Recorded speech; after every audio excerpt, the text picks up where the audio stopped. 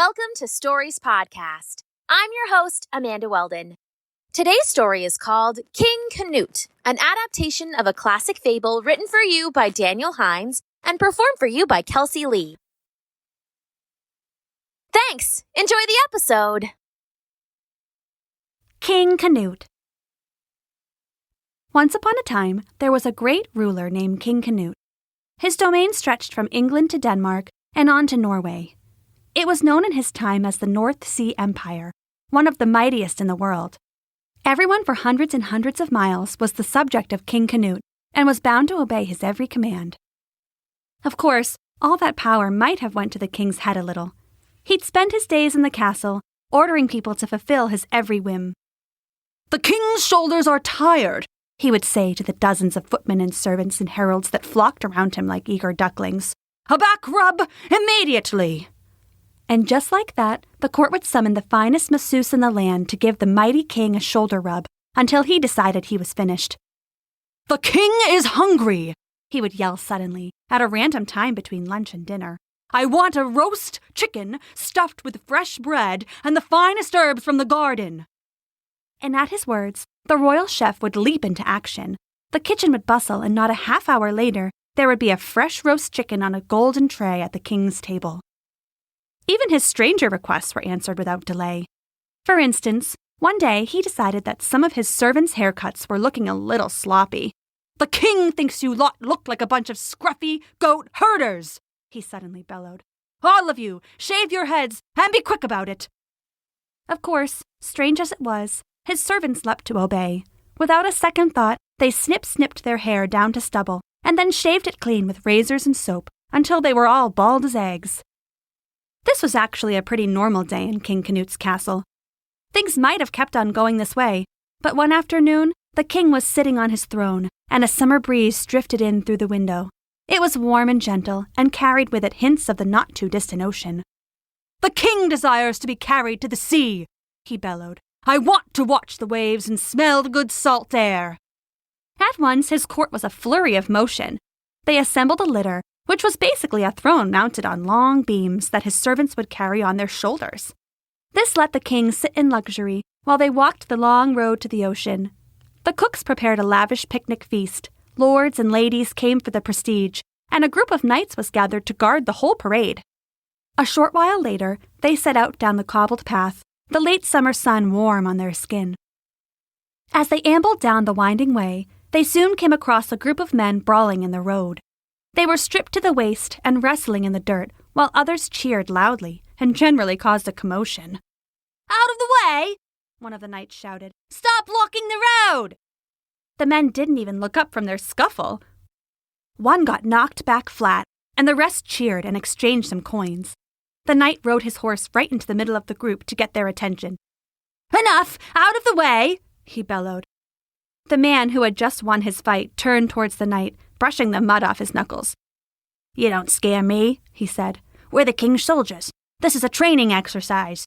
Why don't you ride on back to your keep and go slay a dragon or something?" The other men laughed and hooted and jeered. "The king desires you move," called out Canute, as his servants brought his litter to the front of his little parade.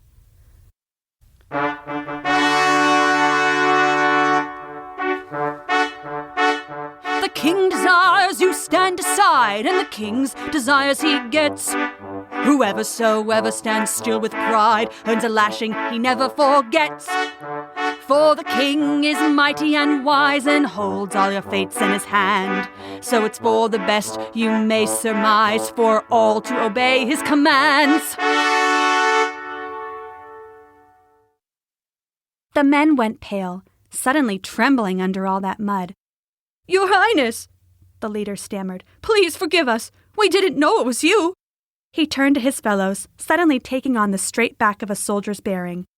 "All right, everyone, out of the way. Can't you see this is the king out for a ride? Come on now. Move, move, move." The soldiers scurried out of the way, and the king noted their faces as they passed. If he encountered those soldiers again, he'd be sure to make sure they learned some manners. The parade started on again, making their way down the wide, winding roads. The king was happy to have the warm breeze in his hair and the salty air of the sea in his nose. Around him, the lords and ladies bustled, The knights clinked and clanked in their armor, and the servants watched closely, waiting to fulfill his slightest wish. After another few miles, the air took on a new odor. It was suddenly tangy and sweet with the smell of fresh fruit. They rounded a corner and found a small group of farmers harvesting their strawberries in a field alongside the road. They gently plucked each berry from the low, tangled greenery and placed them in wide, shallow baskets that they carried. Each basket only held a few layers of berries so that the weight on top wouldn't crush the ones beneath.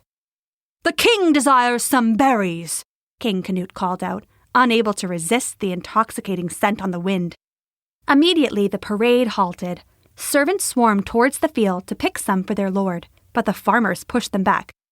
"Hey!" shouted a tall, gangly woman. "These are our berries! Who do you think you are just to come and steal 'em? You can buy 'em at the market, like everyone else." King Canute scowled down at them. Didn't they know who they were talking to?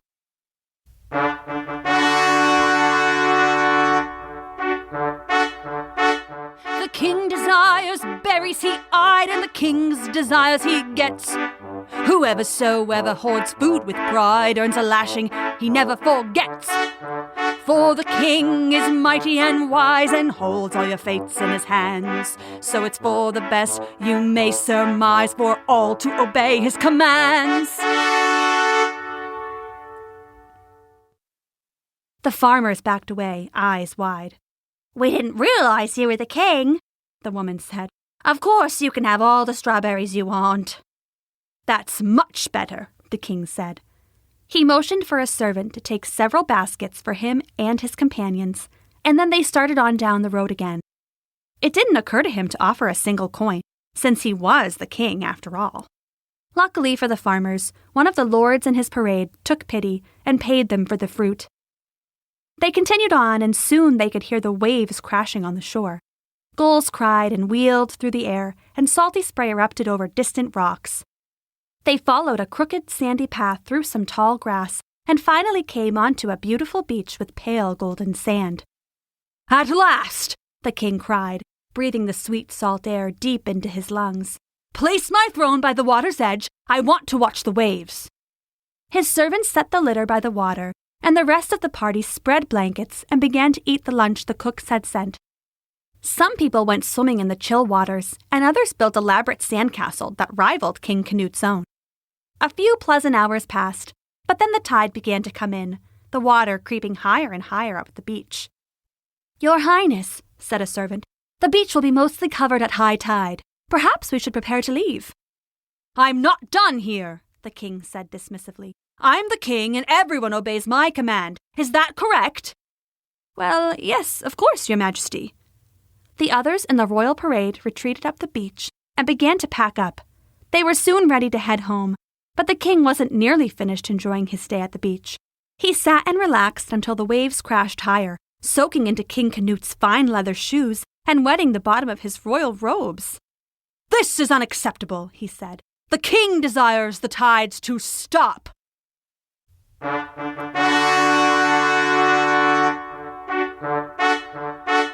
"The king desires to halt the tide, and the king's desires he gets. Whoever comes in with pride earns a lashing he never forgets. For the king is mighty and wise and holds all your fates in his hands. So it's for the best you may surmise for all to obey his commands." His song of command echoed out over the water. And the water didn't seem to care. The waves came faster and higher, and soon the water was up over the seat of the throne, soaking the king. "Didn't you hear me? I'm the king!" His words were cut off as a massive wave swept over him, knocking him end over end. He found himself upside down, underwater with a mouthful of salt and sand. He struggled to his feet, spitting and sputtering, and was immediately knocked down by another wave. His knights bravely waded into the water and dragged him out before it could get too deep to stand. They laid the king out in the tall grass where he coughed and hacked, and finally spit out a gallon of ocean water. "Your Highness, are you okay?" The king sat up, shivering and pale. Being tossed and lost in the ocean waters had shaken loose a thought in his brain. "I'm okay," he said, and then he looked around at his servants and lords and ladies and knights with fresh eyes. Maybe I shouldn't try to command everything. It turns out that some things are mightier, even than kings. His servants nodded and looked over at the now submerged throne at the edge of the waving sea. "Shall we get the litter, your highness?" "Leave it," the king said. "I think it might do me well to walk for a change." His companions looked at him and smiled. They walked back to the castle, and on the way, the king apologized to the farmers and paid them in gold. He apologized to the soldiers and promised them new barracks where they could gather and train. And when he got back to the castle, King Canute apologized to all his servants for his overbearing requests. From that day on, instead of starting with, "The king desires," he tried, "May I please?" And he found that the results were just as good, and everyone was much happier. And thanks to that, to this very day, King Canute is known as one of the wisest kings to ever rule in the ancient world. The end.